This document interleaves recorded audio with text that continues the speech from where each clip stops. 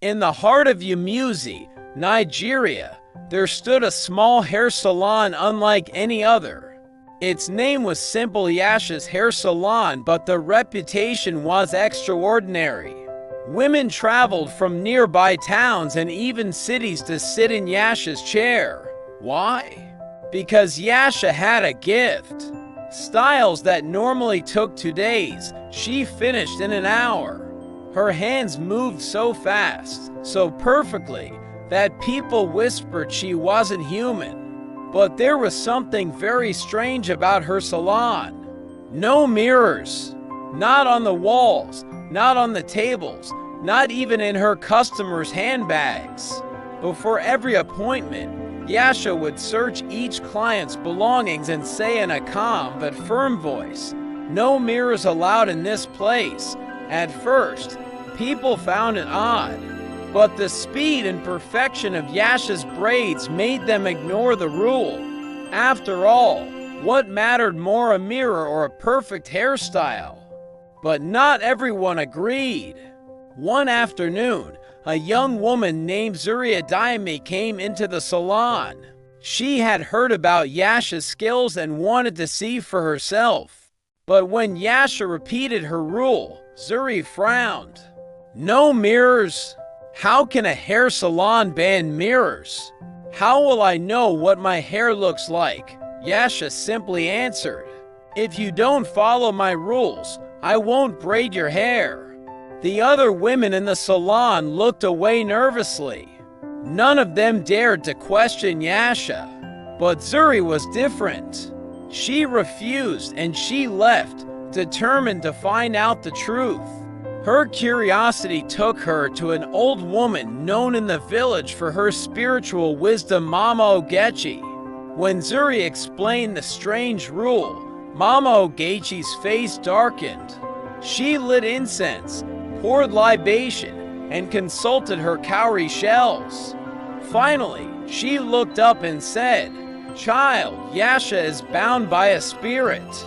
That speed you see in her hands is not hers alone. She was born with an evil spirit attached to her. It braids with her, but it cannot stand its reflection. If a mirror catches it, it will destroy her instantly." Zuri felt chills run down her spine.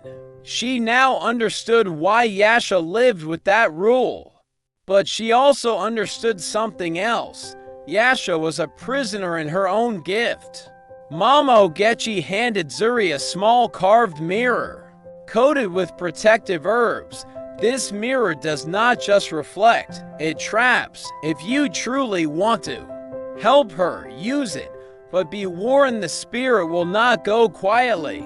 The next day, Zuri returned to the salon, mirror hidden in her wrapper. She sat down calmly. Yasha began to braid, her hands moving like lightning. But just as she reached the halfway point, Zuri pulled out the mirror and held it up. Instantly, the air grew heavy. The light in the room dimmed. A shadowy figure with burning eyes rose behind Yasha, shrieking. The customers screamed and fled. Yasha dropped the comb, clutching her head as the spirit fought violently. But the mirror glowed brighter, pulling the dark figure inside. With one final cry, the spirit was trapped. Zuri smashed the mirror against the floor, shattering it into pieces. Silence. Then Yasha fell to the ground, gasping. For the first time in her life, she felt free. The burden she had carried since birth was gone. Tears streamed down her face as she hugged Zuri. Word spread quickly across Umuzi. Yasha's salon reopened, but this time, mirrors lined the walls. She braided at a normal pace now, but her clients didn't care. They came not just for her skill, but for the joy and peace that surrounded her shop. To celebrate her freedom, Yasha threw a great feast, inviting the whole community. Drums beat, women danced, children laughed, and for once, Yasha herself smiled without fear. The lesson lives on in Umuzi. Sometimes rules are there to protect, but sometimes they hide chains, and only courage, wisdom, and true friendship can break those chains.